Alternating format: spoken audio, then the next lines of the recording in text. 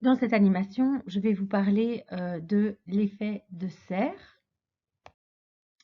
Le cerf de effet de serre fait référence à la serre du jardinier. Lorsqu'un jardinier ou un agriculteur souhaite cultiver une plante à une température qui est supérieure à la température ambiante, par exemple pour des cultures qu'il exige, qui ne supporteraient par exemple pas le gel, il va la mettre sous une serre. D'accord? La paroi translucide de la serre permettra au rayonnement du soleil de chauffer le sol et d'en retenir la chaleur émise.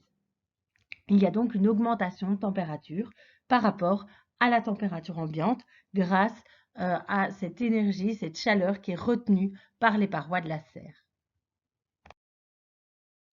Ce principe de la serre peut être appliqué à la Terre, d'accord? Donc, je vous le rappelle, la Terre est recouverte de l'atmosphère, qui est une couche d'air d'environ 120 km qui va l'envelopper.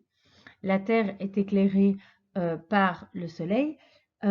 Pour rappel, le rayonnement solaire est composé de toute la gamme des rayonnements, depuis les plus petites longueurs d'onde jusqu'aux plus grandes longueurs d'onde, en passant par le visible.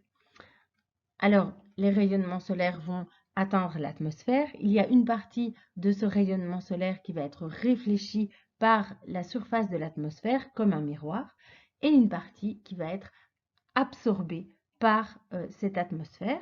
Il y a également une partie qui va atteindre la surface de la Terre.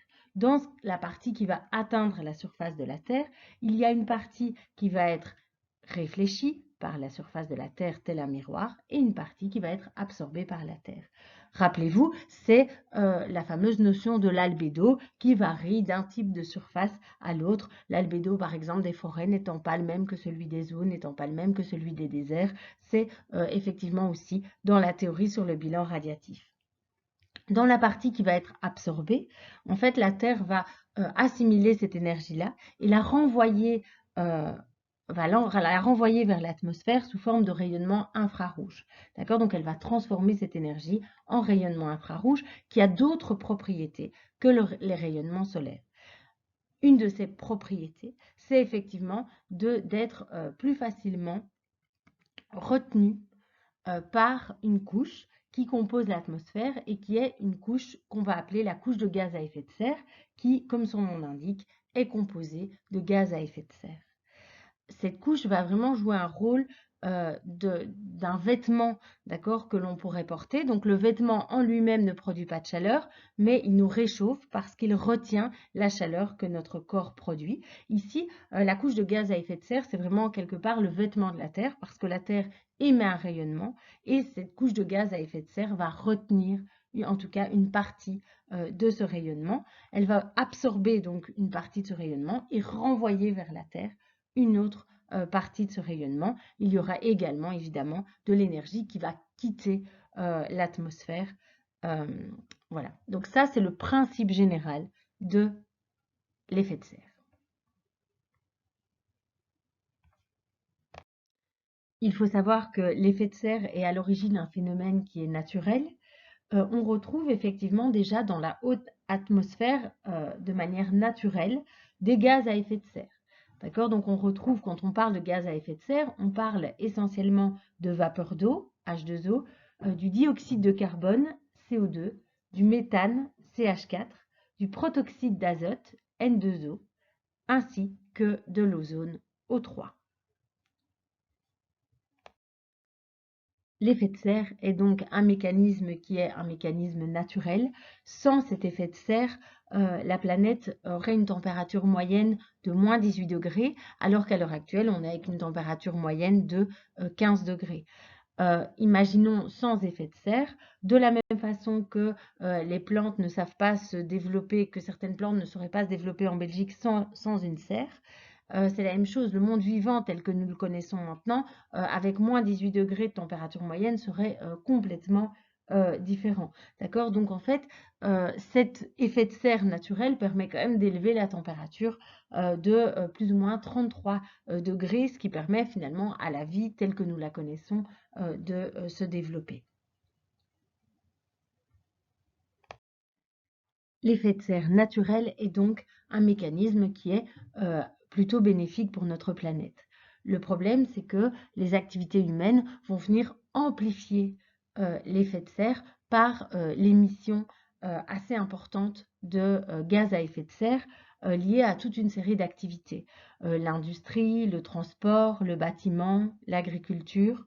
Voilà, ce sont des activités qui vont émettre finalement directement des gaz à effet de serre. Indirectement également, car ce sont des activités qui vont nécessiter une production d'électricité et de chaleur qui elle-même émet du CO2. Donc toutes ces activités humaines vont avoir comme impact de augmenter l'épaisseur de la couche de gaz à effet de serre.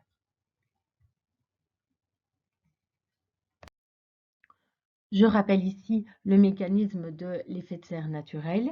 Donc, on a un rayonnement solaire qui va atteindre l'atmosphère, qui va atteindre la surface de la Terre, qui va être absorbé par la Terre et qui va être effectivement la Terre qui va renvoyer un rayonnement infrarouge vers l'atmosphère.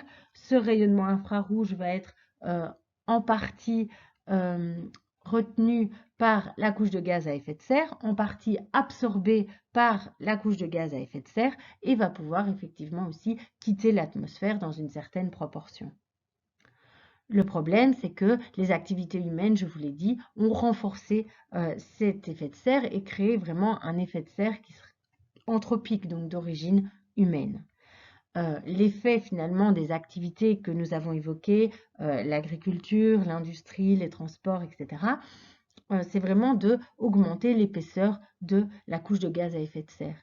Et de la même façon, et là je reprends ma métaphore du vêtement, que si vous avez un t-shirt, il y a toujours une proportion finalement de la chaleur que votre corps émet qui sortira du vêtement.